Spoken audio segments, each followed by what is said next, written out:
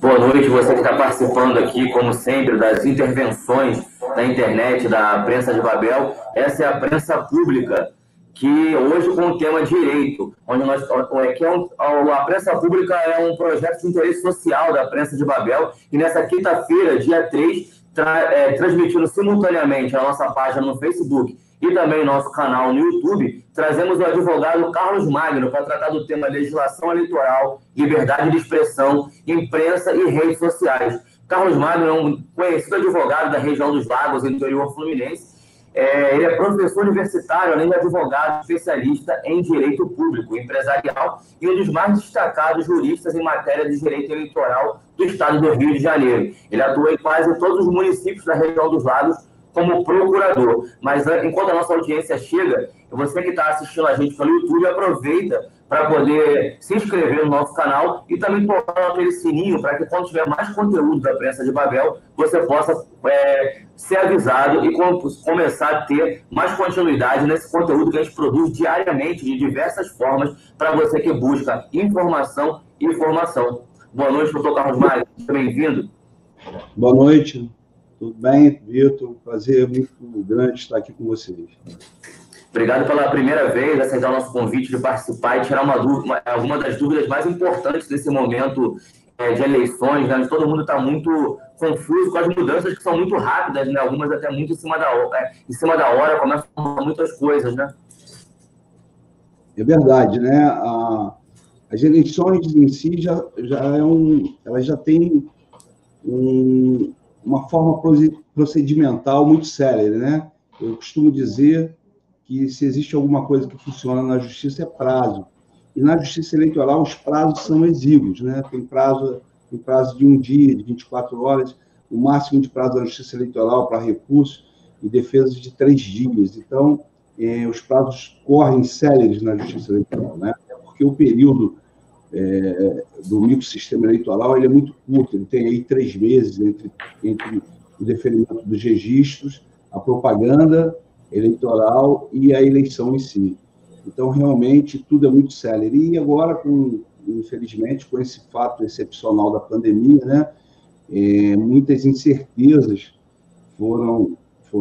muitas incertezas nós tivemos no campo do direito eleitoral, até mesmo com a própria realização, com a própria efetivação das eleições, né, que foram aí, adiadas para o dia 15 de novembro. Então, realmente, muita coisa mudou, né,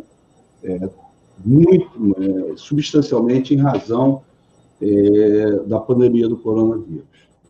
Doutor Carlos Magno, o senhor é um advogado muito conhecido na região, no interior do Rio, mas em especial na região dos Lagos, pelo seu autoconhecimento em relação à legislação eleitoral. O senhor chegou a dizer algumas vezes, em entrevistas em outros veículos de comunicação, que aconteceria essa questão de ser adiadas as eleições e prorrogadas para novembro e outras sugestões que o senhor deu de mudança que foram assertivas. O senhor podia comentar um pouco para a gente sobre essas questões que o senhor colocou que iriam mudar por conta da pandemia de Covid-19, da crise que se gerou em torno do mundo todo, em especial no nosso país, que está em eleições agora, eleições municipais, e o que levou o senhor a entender que esses acontecimentos se realizariam? A questão é de simples explicação. Antes mesmo do Tribunal Superior Eleitoral fixar o posicionamento com relação ao adiamento das eleições, eu já vinha observando, né, que, em razão do fato excepcional da pandemia, dificilmente nós teríamos eleições dentro do prazo normal estabelecido pela legislação eleitoral, que seria de outubro. E disse várias vezes na imprensa que tudo dependeria da evolução, né, da evolução desse quadro. E, como nós vimos, o quadro ele só vinha crescendo, né? A pandemia vinha aumentando, os casos de contaminação e de mortes, infelizmente, vinham se alastrando, e eu senti que não haveria condições de se fazer um pleito eleitoral. Por quê, Vitor? Porque eleições, né, diferentemente do que a gente está vendo hoje, e se você notar, há uma tipicidade, né? Nós estamos passando por um processo eleitoral nunca visto, atípico. Não há pessoas nas ruas, nós estamos já aí no período das convenções, que eu chamo da festa pré-democrática, né? Porque é justamente no período das convenções que se iniciam, né, os festejos, né, a campanha, vamos dizer assim, a própria eleição, né? Porque você, nas convenções é que você estabelece as coligações, as uniões, né, quais são os candidatos que irão concorrer ou não, e isso era uma festa, né, nas eleições pretéritas. Hoje, isso não pode mais existir em razão da aglomeração. E eu não vejo como possa existir eleição sem aglomeração, sem pessoas, sem gente, né? Nós estamos aí com 80% a 90% dos partidos no Brasil todo fazendo convenção digital, né? Convenção pelos meios aí hoje das redes sociais, quando na verdade a convenção ela exige, né, aglomeração, contato físico, né? Eu costumo dizer que não existe convenção partidária sem amor, sem ódio, sem discussão, sem briga e sem traição, né?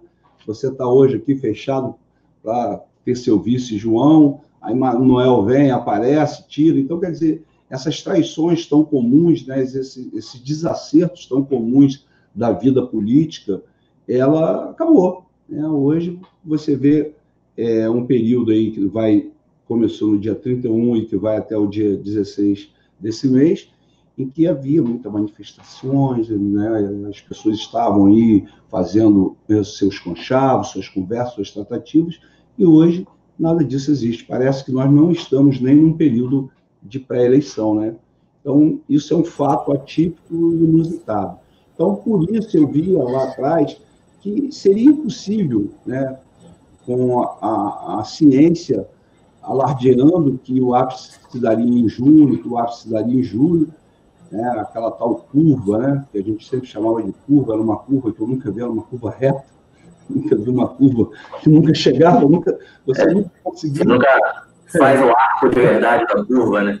Você nunca saía dessa curva. Então, aconteceu, né? Aí depois, um mês depois da minha primeira entrevista, o presidente do Tribunal Superior Eleitoral fez uma assertiva pública de que necessitaria adiar as eleições. Como isso não pode ser feito pelo Tribunal Superior Eleitoral, pelo Poder Judiciário, como muitos pensavam, foi necessário que uma PEC fosse votada, e essa PEC, ela foi votada justamente, eu pensei até que iriam coincidir as eleições, que se prorrogariam os mandatos, como muitos queriam em Brasília, e nós tivéssemos uma coincidência de eleições, né? Ou seja, é uma eleição só, em 2022, para presidente, para governador, para senador. Se eu puder abrir um parênteses, seria algo desastroso, na minha opinião, se o senhor, como jurista, pode me dizer se eu estou enganado, porque a gente acabaria nacionalizando a discussão e atrapalharia as eleições municipais de alguma forma, não? Perfeito, sua posição é a mesma que eu tenho.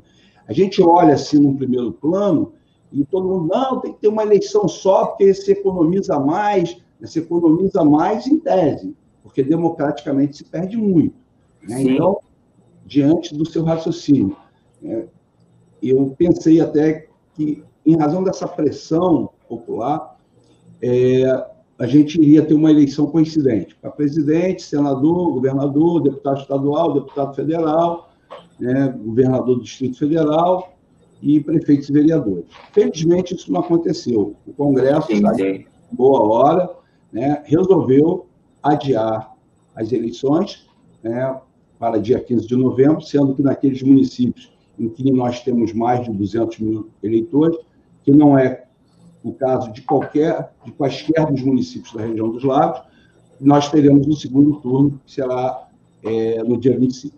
Então, o que acontece? Essa eleição coincidente, graças a Deus, não aconteceu justamente pelo que você fala, porque se, do ponto de vista econômico, ela possa ser melhor, do ponto de vista da soberania e da democracia, ela é muito ruim. Nós temos aí agora um fenômeno do presidente da República, Bolsonaro, né, que saiu do zero e chegou à presidência da República, um fenômeno típico, né, do que você fala do movimento de massa. Então, se você tem um presidente, e nós sabemos que muitas pessoas que não tinham qualquer prospecção política, qualquer proeminência no campo eleitoral, foram eleitas pelo Brasil inteiro, principalmente pessoas ligadas às Forças Armadas, as forças de segurança. Né? E o que acontece? Você induz e atrapalha, né, a eleição municipal. Você acaba afetando, com esse fenômeno nacional, né, a eleição municipal. Então, você acaba elegendo, nos municípios, alguém a tiracolo, né, do mito nacional. Pode ser ele aí, o presidente Bolsonaro, como foi na época do PT, o presidente Lula. Então, você tem que... Acredito também, doutor Carlos, que por essa polarização tão forte que foi as eleições presidenciais e que ainda não baixou ainda essa energia tão grande entre um lado e o outro, isso poderia tornar uma eleição um pouco mais violenta também por conta das paixões ainda muito afloradas nesse momento, né? E, consequentemente, né, afetaria, inclusive, as eleições municipais. Essa violência, ela viria simetricamente, sim, né? Sim. Você viria de cima para baixo. Então, além da influência negativa, né, do fator presidencial, porque o cargo majoritário ao Executivo Federal é o cargo maior, obviamente que esse cargo influenciaria nas eleições estaduais e principalmente nas eleições municipais. Né? Porque se o candidato a presidente tivesse um apoio maciço, como teve o último presidente, obviamente que ele arrastaria vários prefeitos na sua sigla partidária ou numa eventual coligação majoritária que ele conduzisse. Então, graças a Deus, nós tivemos só o adiamento das eleições e, graças a Deus também, né, a pandemia ela vem diminuindo e não está mais recrudescendo, e acho que nós poderemos ter uma eleição, mas será uma eleição, como eu disse, atípica. Né? Eu não consigo ver eleições sem pessoas nas ruas, sem conversas no bares, sem as traições, sem as paixões, né? E vai ser uma eleição muito difícil. A gente não sabe, eu não posso dizer, apesar da experiência que eu tenho em pleitos eleitorais, o que irá acontecer de verdade nas eleições do próximo dia 15 de novembro. O que eu... novembro. Aconteceu, teve uma notícia que todo mundo já está sabendo dela, que parece que movimentou muito a questão das eleições nos municípios do Brasil inteiro e na nossa região, aqui na Baixada Litorânea, não é diferente. Que essa questão de que alguns candidatos que não poderiam concorrer ao pleito esse ano, conseguiram que tivesse algumas liberações que mesmo sendo considerados ficha suja, poderiam participar. Está muito confuso para a população comum entender até que ponto isso pode ocorrer ou não. Tem uma limitação de quantos anos já correm esses processos, e tem outros detalhes também que só um advogado poderia explicar à população. Acho que a oportunidade é agora, porque fica muitas informações desencontradas, a população, inclusive, acaba ficando refém de alguns pré-candidatos mal intencionados que aproveitam a situação para poder dizer que vão poder vir candidatos, talvez nem possam, né? E tem aqueles que realmente vão poder se lançar candidato com essa mudança toda que aconteceu. Ô, Vitor, a explicação é muito simples, eu vou buscar ser bastante didático, né? Porque, na verdade, eu culpo por essa dúvida aí que está pairando na sociedade, a própria divulgação feita pelos meios de comunicação e, obviamente, pelo próprio tribunal.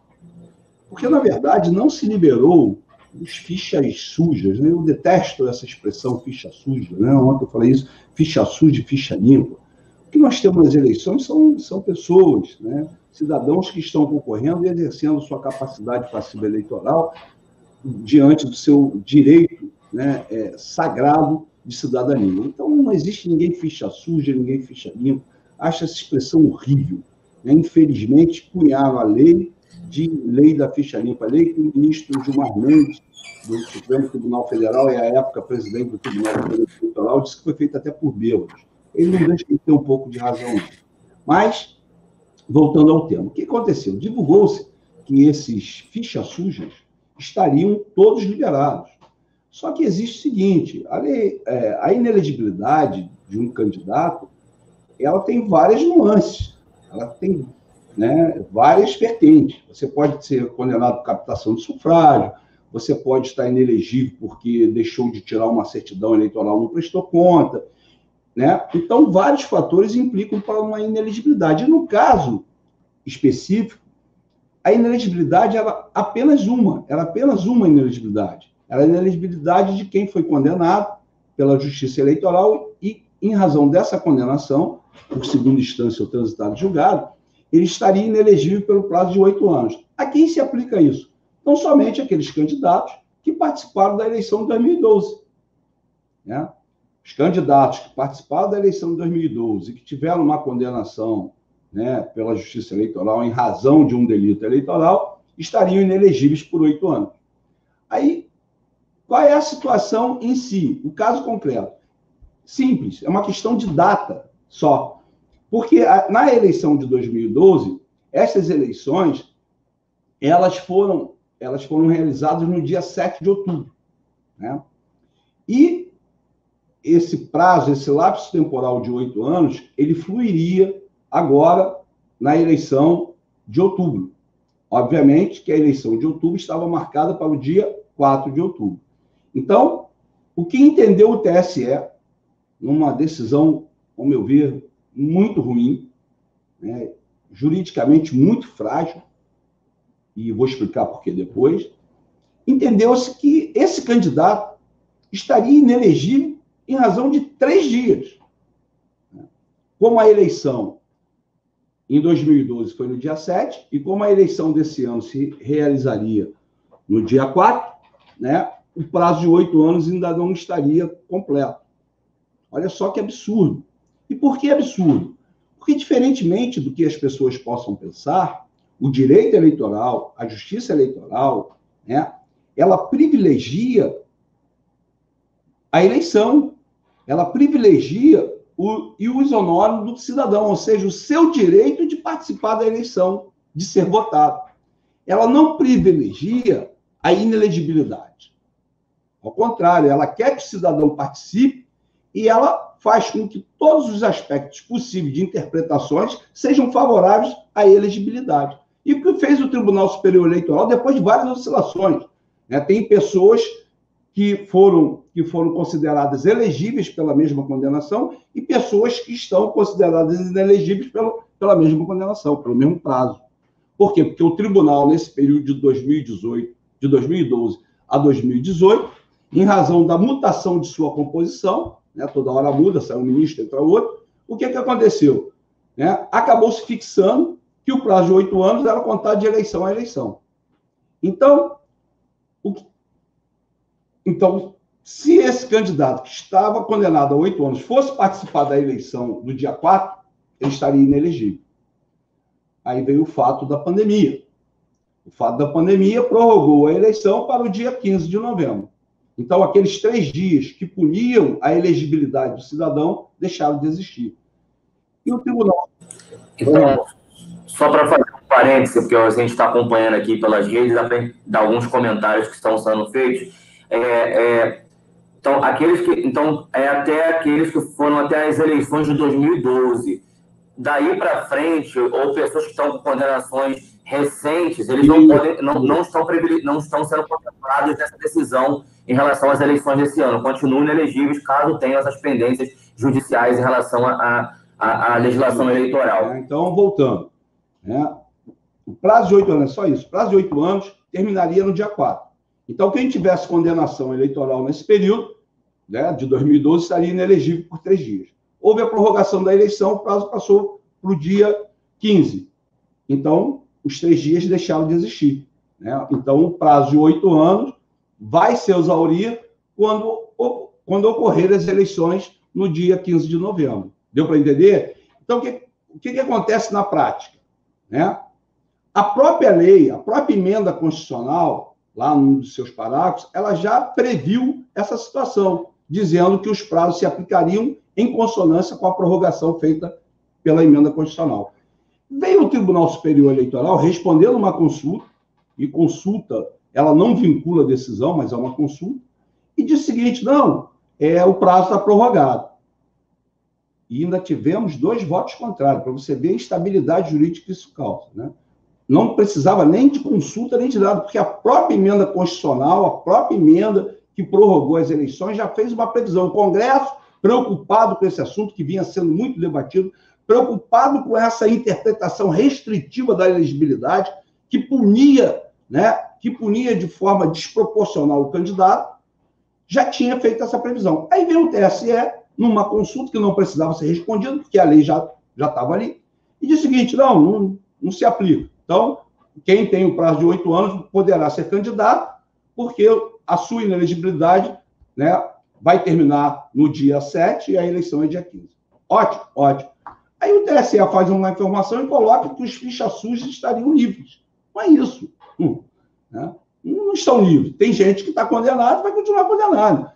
Essa liberação, que foi divulgada de forma truncada pelo Tribunal Superior Eleitoral, pelos meios de comunicação, né, se refere tão somente àqueles candidatos que estavam com uma condenação em razão da eleição de 2012, né, e que o prazo de 8 anos teria se exaurido, ou vai se exaurir, no próximo dia 7 de outubro.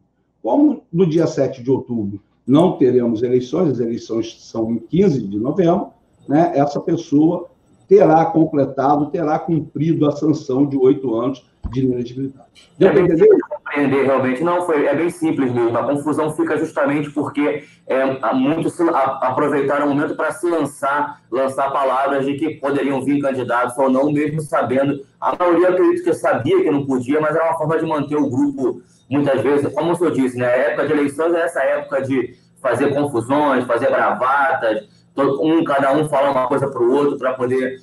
que faz parte do processo eleitoral. Então, acredito que muitos até sabiam que não tinham chance de vir candidatos, entenderam qual foi a decisão, mas vão mantendo isso para que até o momento final possa ter todo esse grupo unido, se mantendo. Mas, ao mesmo tempo, políticos de carreira, de muito tempo, de muitos mandatos, inclusive, conseguiram, então, nesse momento, ter uma chance de retomar a corrida eleitoral novamente, com o que se parecia que não seria possível, né, doutor Carlos Magno? Acredita que isso vai mudar diretamente aí o rumo de várias eleições em diferentes municípios da região dos Lagos, né? Eu acho que cada um tem que estar ciente da sua responsabilidade, né, e tratar o povo que o elege de forma honesta, né?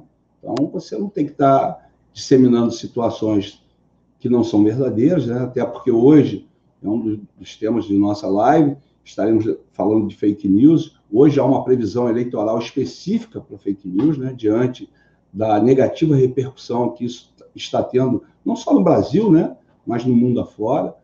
E eu acho que a pessoa não pode enganar a população, né, ainda mais quem quer ser candidato. Então, o que eu quero deixar claro é isso.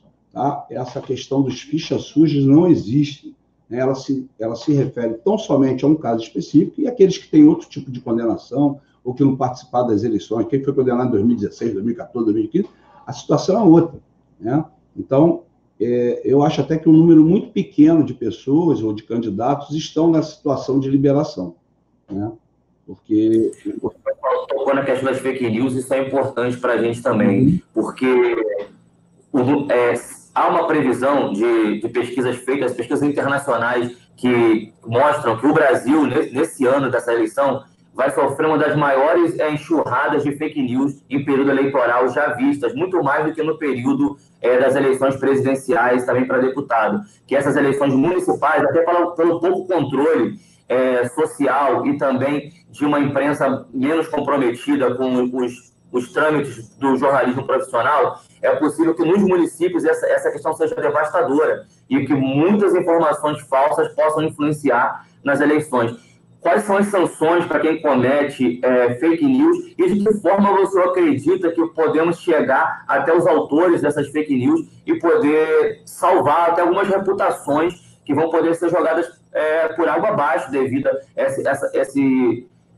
esse meio de desinformação que se tornou, infelizmente, uma das armas políticas no Brasil e também nos municípios da federação?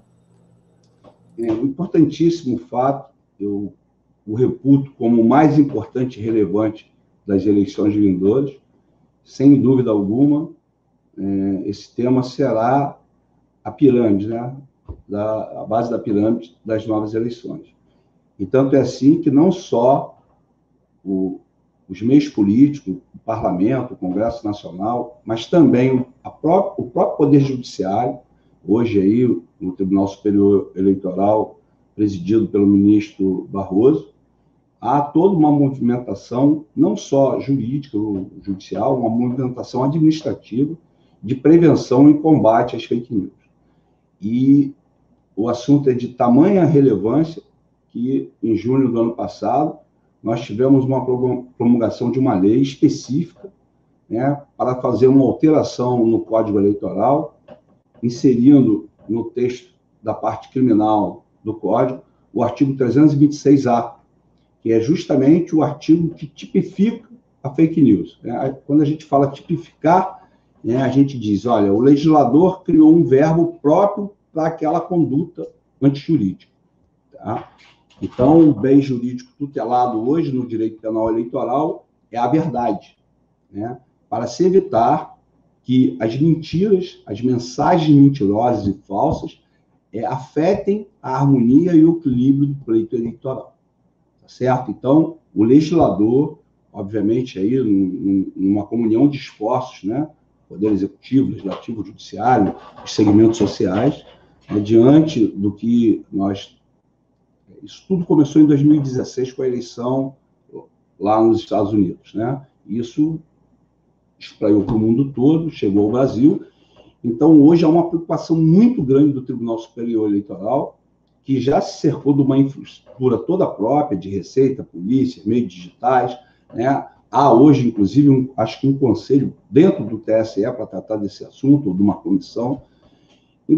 E essa tipificação do artigo 326, ela veio justamente para coibir as fake news. E nós tínhamos no artigo 323, 324, 325, os delitos que eram os delitos comuns, que foram transportados do próprio Código Penal para a disciplina eleitoral, que era injuriar, difamar, caluniar, que são as regras de crimes contra a honra típicos. Então, em razão dessa superveniente e gravíssima situação de fake news, criou-se um tipo próprio, ou seja, um dispositivo apenas para tipificar como crime as fake news. É o artigo 326-A, que foi incluído no texto do Código Eleitoral ano passado, 4 de junho do ano passado, pela Lei 13.834, como eu disse, uma lei específica para isso, apenas para inserir no texto do Código Eleitoral esse dispositivo penal. E esse dispositivo penal, ao contrário dos outros dispositivos pré-existentes, né, que tinham penas de detenção de 3, 6 a 1 ano, esse dispositivo é um dispositivo muito mais rigoroso. A pena mínima dele é de 2 e a pena máxima de 8 anos, né, com algumas majorantes, caso seja cometido funcionário, etc. Mas também ele traz uma nova situação. Ele pune também, não só aquele que faz a fake news, mas aquele que propala ou divulga, né? Então, eu acho que todos, principalmente essa turma aí, né, que vive a espalhar mentira, que vive a caluniar, injuriar, difamar as pessoas, tenham muito cuidado quando estiverem fazendo isso a nível de eleições, porque o tipo penal eleitoral diz que toda ação que tenha fim eleitoral, antes era só na propaganda, agora toda ação que se destine ao pleito, ela será conotada como um delito grave, cuja pena mínima é de 2 a 8 anos.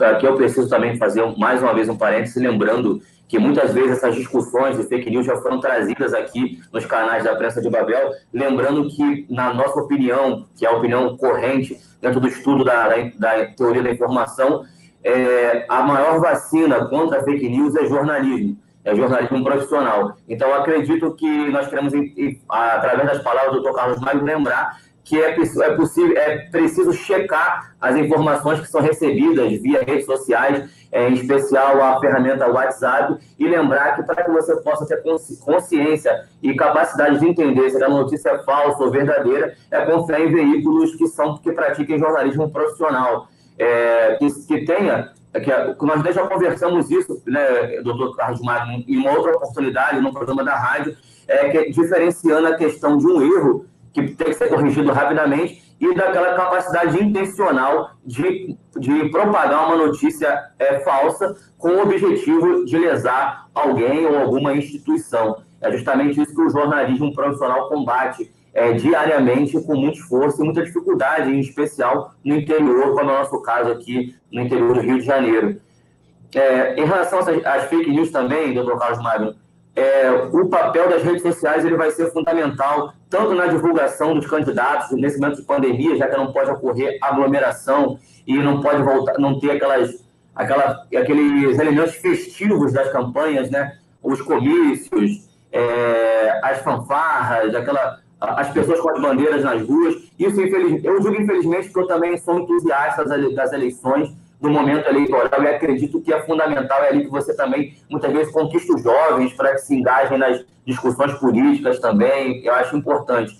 Mas vai ser muito pela internet isso, e as redes sociais, em especial o Facebook, nós estamos utilizando como ferramenta aqui agora para poder dar essas explicações, vai servir também como plataforma para a divulgação dos candidatos, mas também vai servir como plataforma para a divulgação das informações falsas. O que pode e o que não pode nas redes sociais dos candidatos nessa eleição de 2020. Deixa eu só fazer vai ter que ser rápido, isso é muito técnico, né? Tentar fazer uma diferenciação entre o que você aborda como fake news. Nós temos que aprender e saber diferenciar, e isso o jornalismo profissional ele é essencial, ele é de relevância total. É o seguinte: o que são notícias falsas, o que são mensagens fora de contexto, tá certo? E o que são questões de interpretação, né? Então, quando você tem uma notícia falsa, sabe que é falsa, e assim mesmo você a divulga, você, né, propala, isso é uma fake news. Quando você tem uma mensagem fora de contexto, é aquela em que você, às vezes até maldosamente, né, você pega a mensagem toda e divulga só parcialmente, né? Você você tira do contexto alguma coisa. Isso se discute se seria uma fake news ou não, porque parte dessa mensagem é verdadeira, tá certo? Então, agora as questões de caráter interpretativo, é aí que mora, né, o divisor de águas. Porque muitas vezes você faz uma interpretação até falsa, mas que não vem ser falsa, ela é errada, porque subjetivamente você compreende aquilo de um outro modo, né? Por isso, Vitor, que eu falo que o jornalismo profissional é essencial, porque o jornalista profissional ele sabe fazer essa diferenciação, ele sabe discernir essas três questões. Então, muitas vezes, eu chamo essa última questão do falso, né? É falso, mas o que você emitiu, o que você programou, o que você produziu, não é falso para você. É uma verdade da sua alma, né? Então, nesse momento, eu entendo que não há fake news. O fake news, para mim, existe até na questão fora do contexto. Porque se você sabe de um contexto integral e você retira a parte dele, né, para atingir o seu objetivo, e esse objetivo prejudica alguém, eu entendo que é aí, sim, uma má intenção, mesmo que ela seja parcial, né? Então, vamos chamar aí de meia intenção, né? Então, o que acontece? Isso vai ter que ser aferido caso a caso pela Justiça Eleitoral, mas não tenho dúvidas, né? Fake news, aquela dolosamente feita, com o fim de prejudicar alguém, com o fim de desvirtuar a verdade, com o fim de desonrar, né, de retirar do contexto da verdade, do contexto democrático da disputa, essa será punida com essa pena de 2 a 8 anos. E os senhores aí que gostam de divulgar, né, tomem cuidado, porque os senhores também estarão cometendo um crime eleitoral. Tá bom, Vitor? Porque, na verdade, a maior parte do dano é feito por aqueles que compartilham, porque justamente é nessa hora que acontece a chamada viralização de uma informação que depois para você, que é como aquela velha ditado de você espalhar penas ao vento, né? Para recolher isso depois é um problema para a reputação das pessoas e instituições muito grande. A fake news chegou a um ponto, depois das eleições americanas, que a OMS, eu acho que poucas pessoas sabem disso, cunhou um termo engraçado, eu acho que deve ser até um neologismo, chama-se infodemia. de tantas notícias falsas que havia nas redes sociais com relação ao coronavírus. Né? Mas aí eu também, junto com a minha introdução, que levou o senhor a dar um adendo relacionado à questão das fake news, eu perguntei uma coisa que também é uma dúvida muito grande daqueles que estão participando mais de perto das eleições esse ano, é o que pode e o que não pode ser divulgado nas redes sociais pelos candidatos. Eu vou falar candidatos porque eu estou pensando já na eleição mesmo. Uhum. Vamos lá, né? Tudo que é similar, né, a um showmício, né, não poderá ser feita a utilização de pessoas famosas, com candidato, isso não pode ser feito. Né? Você usar a sua plataforma eleitoral para atingir outras pessoas, isso também não pode ser feito. Né? As famosas lives com artista, isso também está proibido. Então, a propaganda eleitoral ela continuará pelas redes sociais, atendendo aqueles parâmetros pré-estabelecidos, né, pela legislação eleitoral desde 97.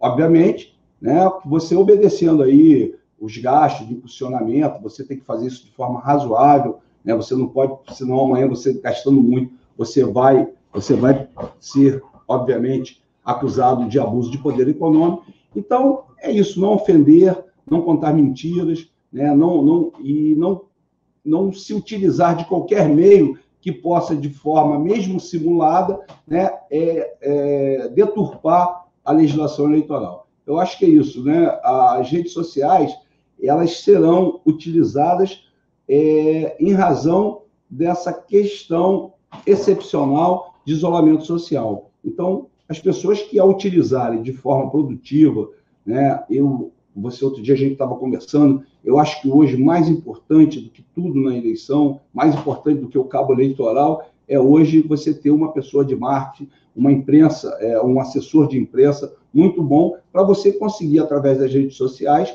divulgar as suas mensagens, né, as suas plataformas, os seus programas. Então, eu acho que vai ser isso. Eu acho que as redes sociais terão um papel muito, muito fundamental. E podem, inclusive, também, né, pelo lado negativo, caçar algumas candidaturas no curso das eleições. Teve uma medida, doutor Carlos Magno, que foi muito questionada por alguns setores. Eu gostaria da sua opinião como profissional, se você acha que foi exagerada ou se ela está correta, que é a suspensão das páginas oficiais das prefeituras, das páginas em especial do Facebook, que as prefeituras alimentam, né? Com o crescimento das redes sociais, um dos canais de divulgação das ações dos municípios e que serve como prestação de contas são as páginas oficiais dessas prefeituras no Facebook. É claro que muitas vezes são usadas indevidamente para promoção pessoal dos prefeitos, o que não deveria ser feito. Mas, a começar pela prefeitura de Curitiba, as prefeituras foram retirando as páginas do ar e alguns dos municípios aqui da região já tomaram essa atitude também. O senhor considera que foi uma ação correta ou chega a ser exagerada a retirada dessas páginas que alguns entendem como uma página institucional? A medida tem dois vértices. Né?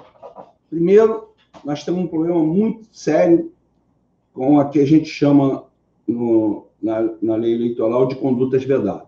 Condutas vedadas, elas vieram para o sistema normativo eleitoral em razão da reeleição lá no tempo do Fernando Henrique. O que são condutas vedadas? Elas são dirigidas àquelas pessoas que detêm cargos, principalmente no executivo, e estão na reeleição.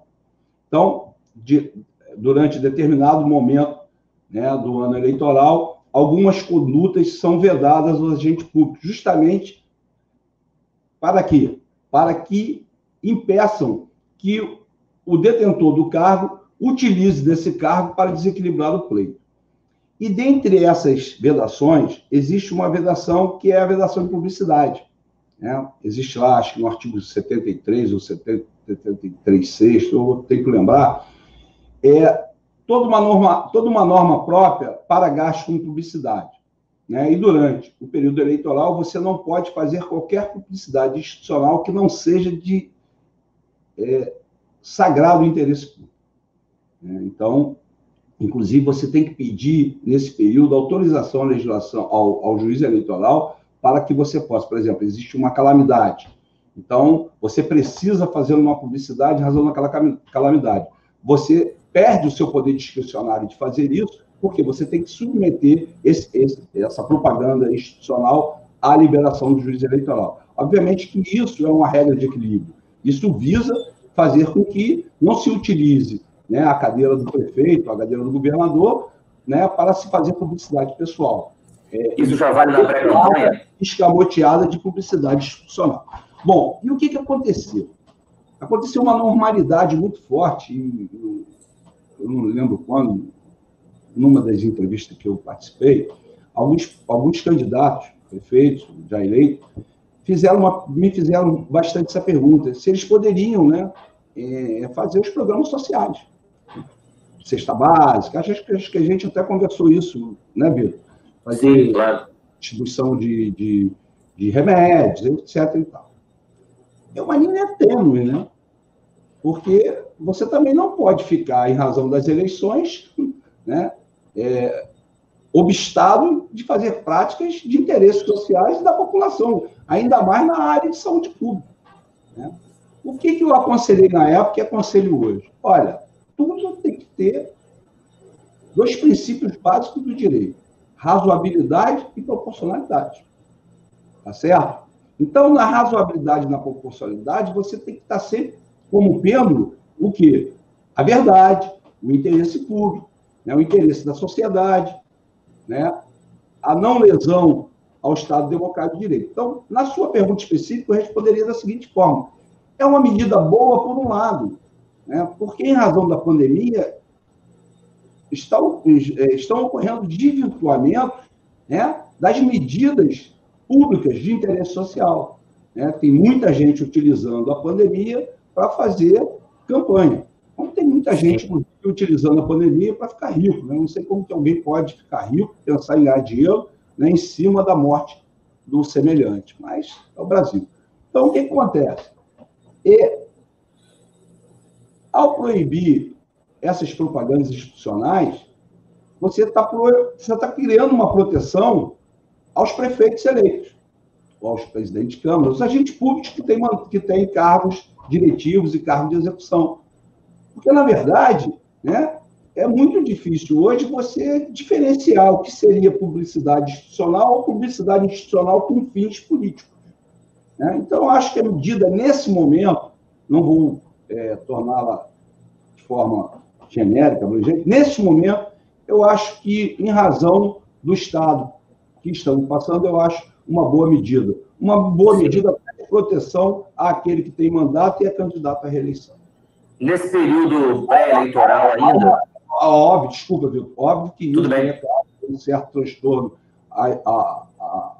àqueles segmentos de publicidade, porque perdem suas verbas, mas é um momento, né, de crise, é um momento de excepcionalidade. Então, eu acho que foi uma boa medida, sim, do ponto de vista das eleições e da pandemia.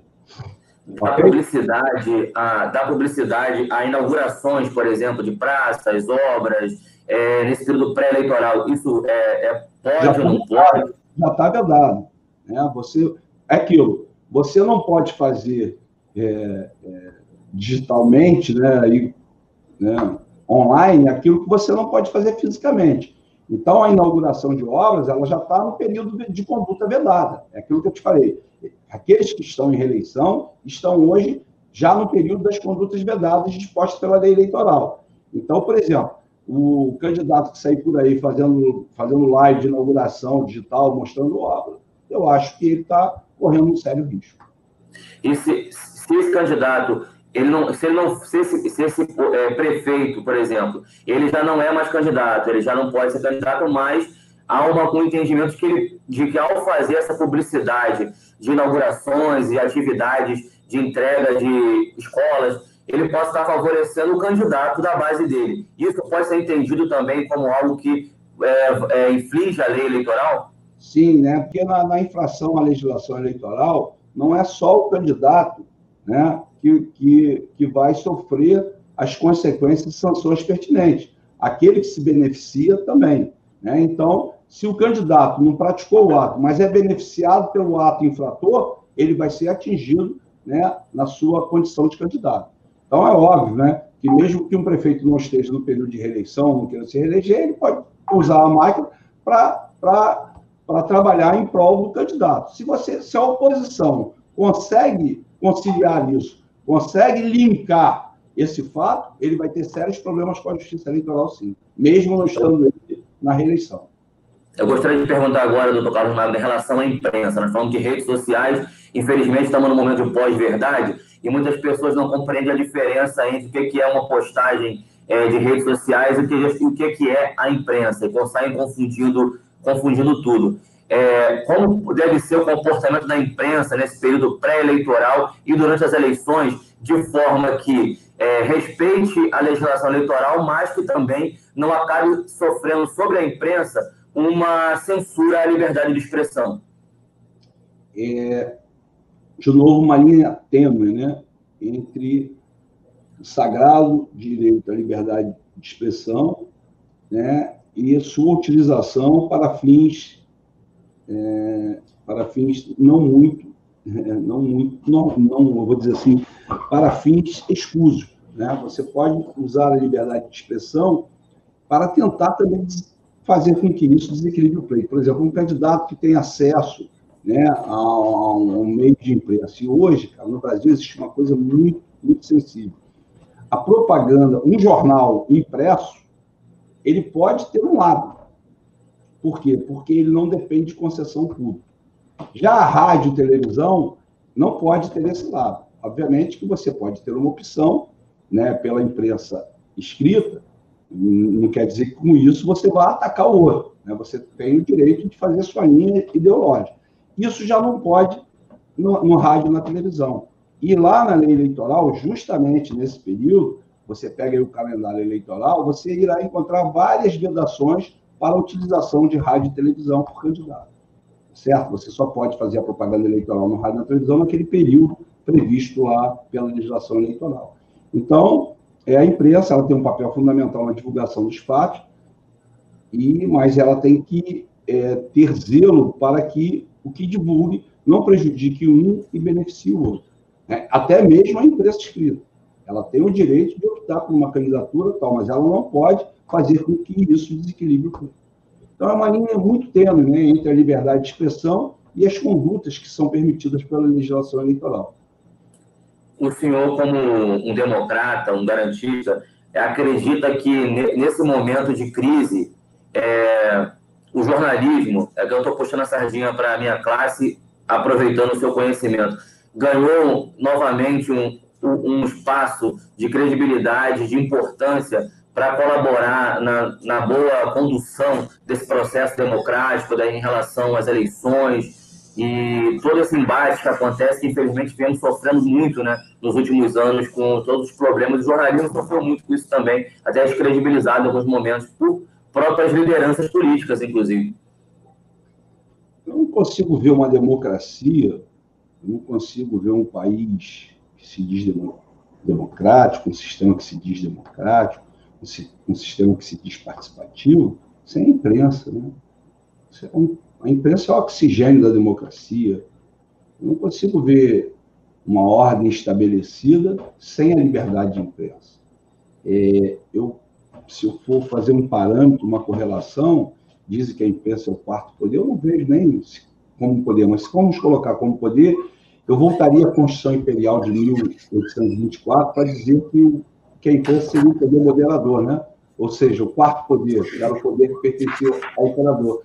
Não com a finalidade de impor alguma coisa, mas justamente ao contrário, com a finalidade de estabilizar, né, as situações democráticas. Então, o papel da imprensa é essencial. É tão essencial a democracia como é hoje o sol e a água para a nossa vida. Eu acho que sem imprensa não vai haver nunca um Estado democrático. Então, me causa muita tristeza, me causa muita apreensão esses surtos totalitários, né, de ataque aos poderes. Né? O judiciário tem seus defeitos, como o legislativo, como o executivo. Eu costumo dizer que decisão judicial a gente não discute, né? Se a gente não gosta, a gente apela. e quando transita em julgado, você aceita até o que é a inverdade. Né? É uma frase muito solene para isso. Diz que o Supremo é o órgão que tem o direito de errar por último. Né? Por quê? Porque mesmo errado, uma decisão judicial do Supremo tem que ser cumprida, sob pena de malferir a democracia. Então, esses surtos totalitários, né, de ataque ao Supremo Tribunal Federal, de ataque a seus ministros, né, tem várias decisões do Supremo que eu sou contra, né, várias decisões dos tribunais superiores que eu discordo, mas isso é um Estado democrático de direito. Você não pode atacar, né, um poder, você não pode atacar os detentores de cargos nesses poderes porque alguma coisa ele fez mal, você não gostou. Né? E o que a gente está vendo aí são ataques, né, ao Supremo Tribunal Federal, aos seus ministros, e são instituições, né? Os próprios ministros incorporam uma instituição. Então, eu acho que, nesse momento, o ataque às instituições, e principalmente à imprensa, é algo de preocupante. E que, graças a Deus, nós estamos vendo essa situação sendo restabelecida, principalmente aqui no Brasil. E isso causa agora um certo conforto. E espero que essas eleições, a fake news, né, seja combatida para se mostrar mais ainda, né, que a democracia precisa ser validada e que a imprensa precisa ser o carimbo chancelador dessa validade, juntamente com os poderes da República. Tá? Então, eu acho que o papel de vocês é muito importante, inclusive no combate a esse mal que se instala junto com o coronavírus, né, que são as fake news eleitorais. Tá bom, Vitor? Beleza, doutor Carlos Magno. A gente já está no final da live, passa muito rápido, né, a nossa discussão, mas tem uma pergunta que eu acho que eu deveria ter feito no meio e acabou ficando para o final, mas eu não posso fechar sem deixar de fazer, que é em relação ao que o senhor pensa sobre esse festival de pré-candidatos que essa eleição atual está mostrando. O senhor concorda com essa medida de que todo mundo pode se declarar pré-candidato, mesmo antes das convenções? As convenções estão acontecendo agora, nesse momento, e o número de pré-candidatos é enorme. A gente sabe que a maioria deles não vão levar até o final essas afirmações de pré-candidatura. Isso, eu acho que isso está um pouco exagerado, é um direito constitucional de cada um dizer que é pré-candidato, mesmo sem ter, muitas vezes, capilaridade política nenhuma, muitas vezes cria durante a pré-candidatura uma visibilidade que nunca teve dentro dos bairros ou de alguma classe que o represente, que ele possa representar. Como bom jornalista que você eu gosto muito da sua forma de entrevistar, de inquirir, né? Obviamente que sua pergunta é indutiva, né? Você quer que eu diga que não. Mas eu vou discordar de você, eu adoro. Eu acho que todo mundo deveria participar. Eu sou carioca, né?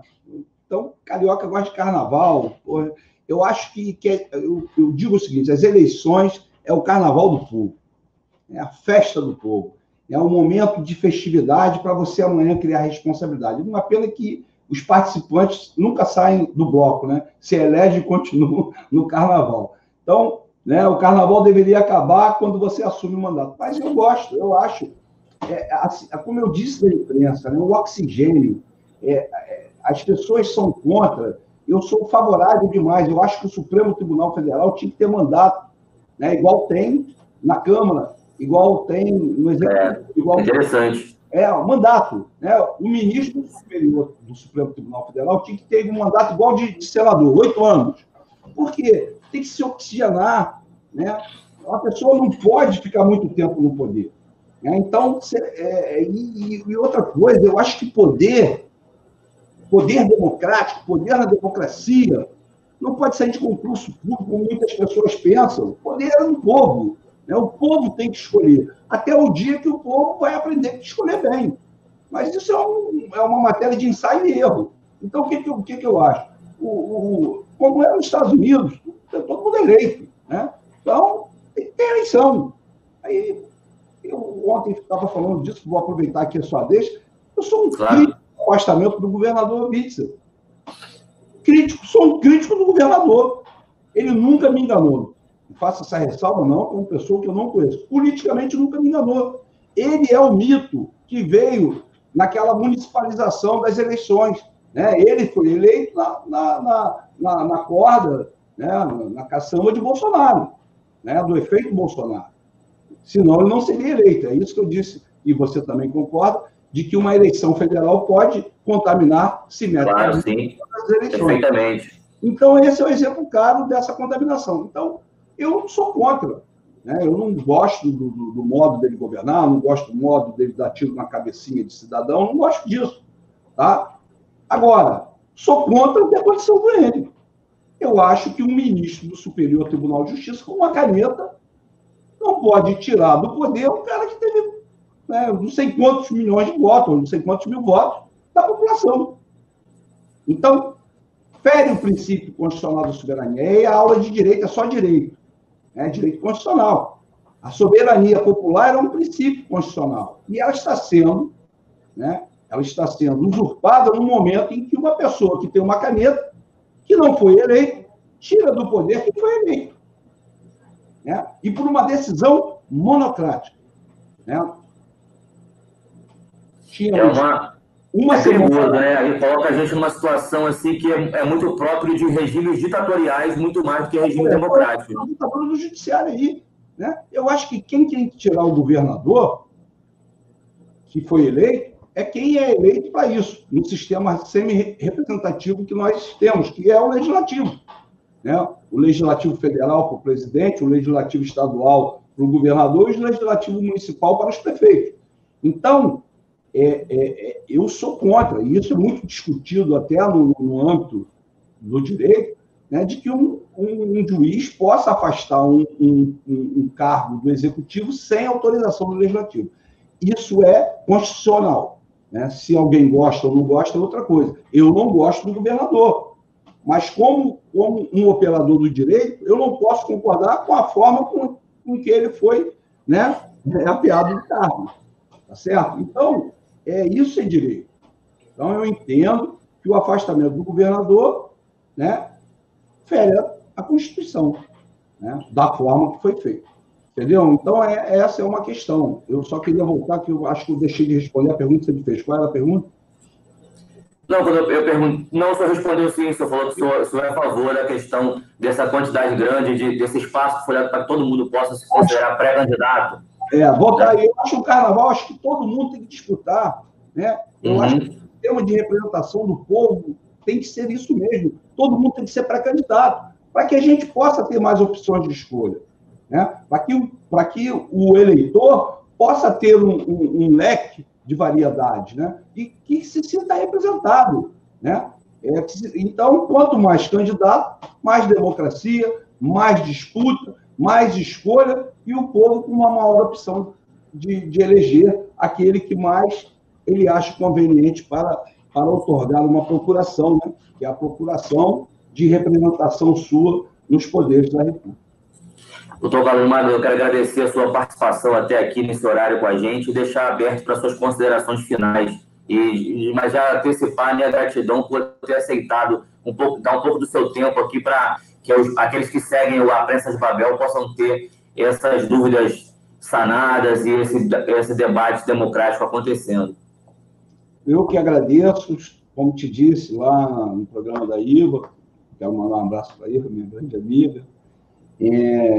É sempre esclarecedor, e debater, né, está sendo entrevistado por uma pessoa do seu nível, né, intelectual, um grande jornalista, inteligente, que aborda, às vezes até responde por mim, né, em razão do conhecimento que tem.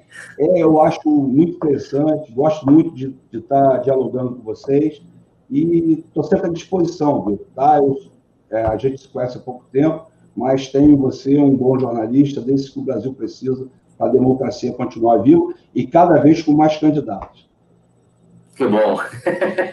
Obrigado mesmo pela sua participação. Você que ficou com a gente até aqui agora, participando do projeto Prensa Pública, que é um projeto de interesse social que a Prensa de Babel tem realizado, para que nesse momento vamos discutir semanalmente todas as questões envolvendo o período eleitoral. Nós conversamos com o doutor Carlos Magno, ele que é advogado, é jurista e também professor universitário. Então, essa live que você assistiu aqui agora vai estar disponível no nosso canal no YouTube e também amanhã vai ser disponibilizada na nossa conta no Spotify através de podcast. e você vai poder ouvir e compartilhar para todo mundo que você quiser e conferir novamente, escutar várias vezes para ficar cada vez mais aprofundado sobre um tema tão importante que foi o tema que nós discutimos aqui hoje em relação à legislação eleitoral, fake news, liberdade de expressão e redes sociais. Então, obrigado e continue seguindo a prensa em todos os seus canais digitais.